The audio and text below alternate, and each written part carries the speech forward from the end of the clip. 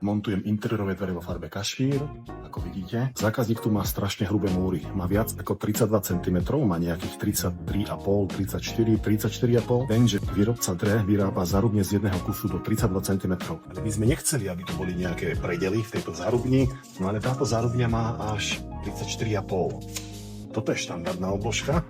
Vidíte, že to nám chýba 2 cm. Ja som objednal obložku s rozšíreným perom, to znamená, že toto pero je širšie. Čo sa mi stalo? Ani to rozširovacie pero mi nepomohlo. Vlastne vychádzalo mi to úplne natesno, že ešte stále tu bola nejaká špára. Tak vám teraz ukážem, ako som to vyriešil.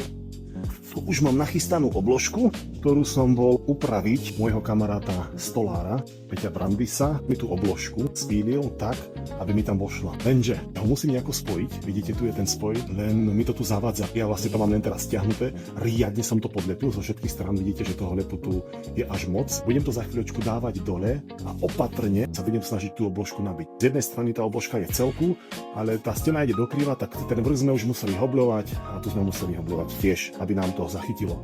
Opatrne vykrútim excentre, by sa to tam vyrovnať. Naniesiem v tomto prípade veľa lepidla, ktoré riadne drží. Dávam ho ozaj husto, aj keď sa nám to tak nezdá, ale bude to držať poriadne. Len tak pre porovnanie, toto je obložka so štandardným perom, on zachytí o nejaký centimetr viac ako štandardná obložka. Štandardná obložka s rozšíreným perom. Teraz ju opatrne preniesie, to drží na tých klinčekoch a na tom lepidle. Túto stranu vôbec nebolo treba upravovať, tak tu dám ako prvú.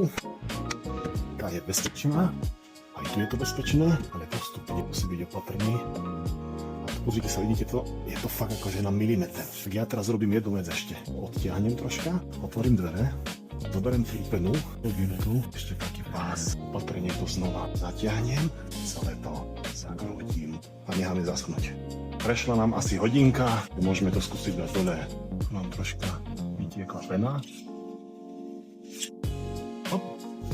A hotovo. Tak čo je lepšie? Ide táto obložka tenšia, alebo keby tu bola zárubň z 2 dielov a ešte aj o 150 € drahšie. Takýchto komplikácií, ktorých máte na svojej novostavbe kopu, vám viem vyriešiť a ešte vám aj ušetrím peniaze. Pre ďalšie tipy a triky ohľadom dverí a okien sledujte na všetkých sociálnych sieťach pod menom Jarko Paško. Ďakujem za pozeranie, zatiaľ čaute.